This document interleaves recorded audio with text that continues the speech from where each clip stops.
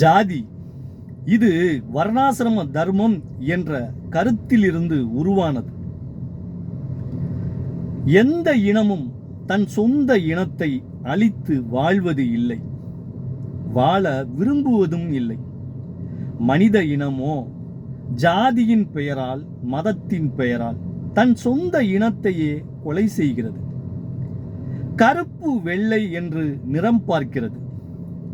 மேல் ஜாதி கீழ் ஜாதி என்று ஜாதி பார்க்கிறது. ஏழை பணக்காரன் என்ற அந்தஸ்து பார்க்கிறது.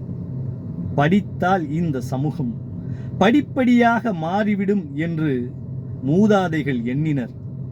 ஆனால் இந்த பூமி எப்படி மாறினாலும் மனிதர்களின் மனங்கள் மாறாத வரை இந்த இழிவு தொடர்ந்து கொண்டேதான் இருக்கும். மறுமலர்ச்சி ஏற்பட வேண்டும் மனிதர்களின் மனங்களில். மானிட சமூகமே மறந்துவிடாதே, மனிதநேயமற்ற சமூகமாக மாறிவிடாதே.